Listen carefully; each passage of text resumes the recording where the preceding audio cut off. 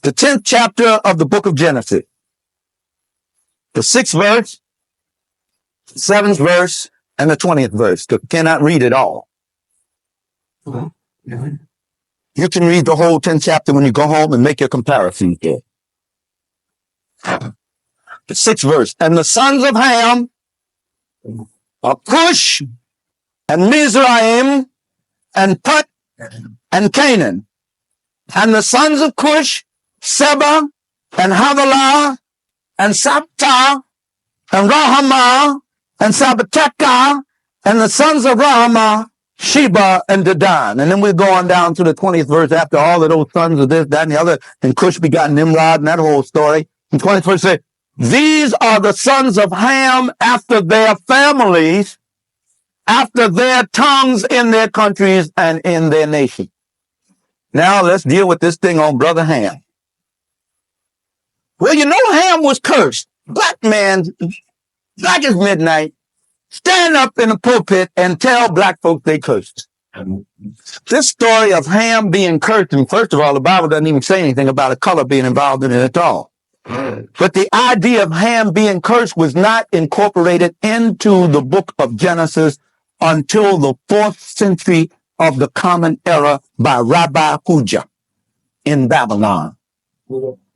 By Rabbi Hujah, H-U-J-A, in the city of Babylon in the 4th century of this era, when they were doing a translation of the Hebrew scriptures, the Hebrew Old Testament. When they were doing that translation, that they include, I'm trying to think of it, starts with an M now, but things get away from me sometimes. I'm trying to think of that Masoretic translation, that they put this story about Ham being cursed. Now let's deal with this thing with Ham a minute, all right? Remind me to come back to the 6th verse after I get finished with this part. You're all going to have to put some of this in your pocket and hold it for me in case I forget and bring it back up. Don't be afraid to speak out. The scripture says that the 3 sons of Noah were who? Ham, Shem, and Japheth. Okay? And the story that they put in later said that Ham was cursed.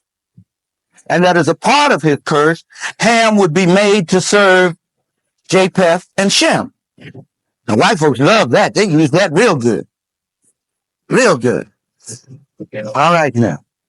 As Jolie Rogers said, if ever a curse worked in reverse, certainly this one did. And I'm going to show you how in a minute.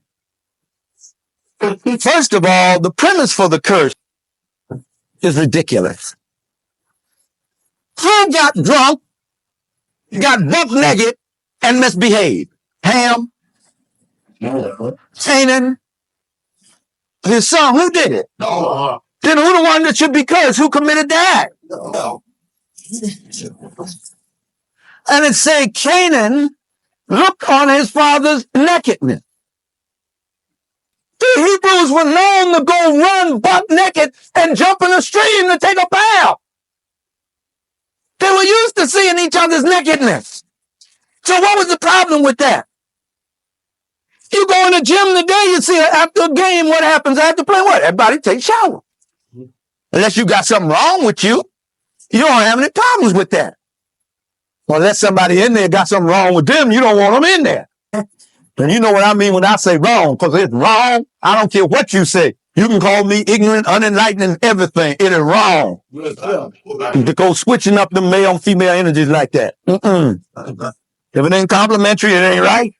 It's not supposed to happen. Now, I got plenty of scripture for that.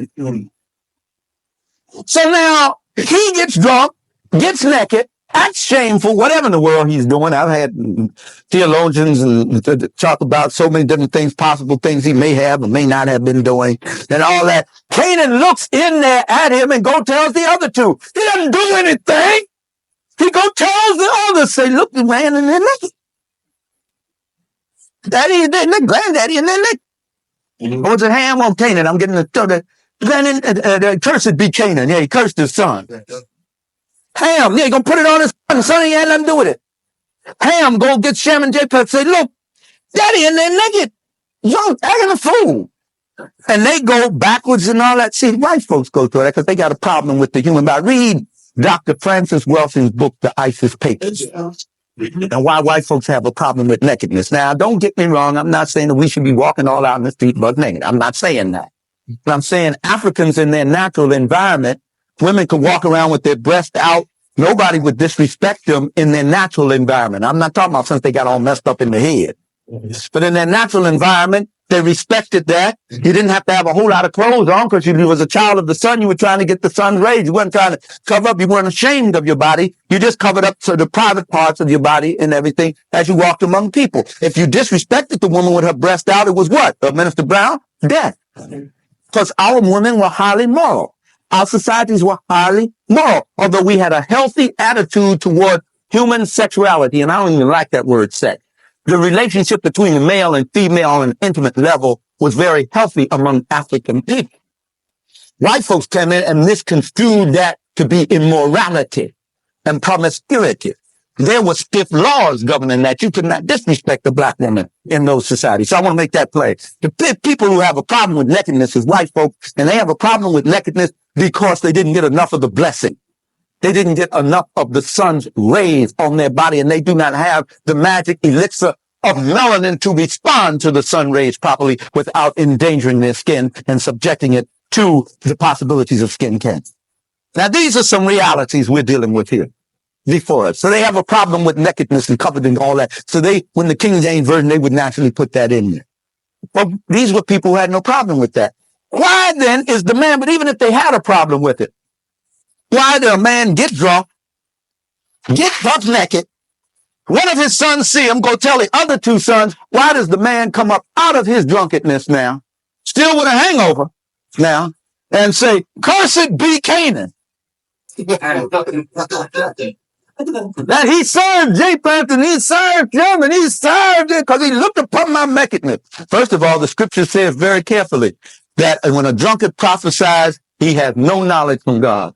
Does not the scripture say that? Do not give heed unto those who prophesy while under the influence of strong drink, for they have no word from God. That's what the prophets say. I don't care whether it's Amos or which one of them there, or I think it's Habakkuk. I'm not sure. Don't quote me on that. I've read this book through 6 times. I still don't remember some of the stuff I read.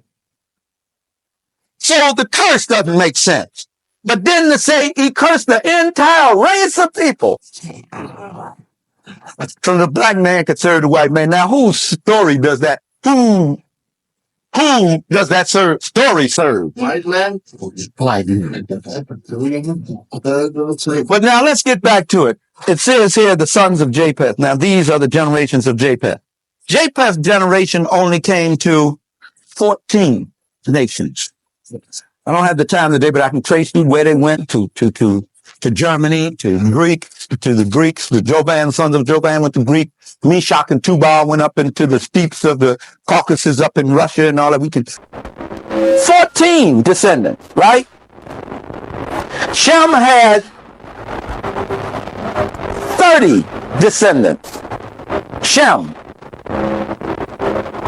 Ham has 36 descendants.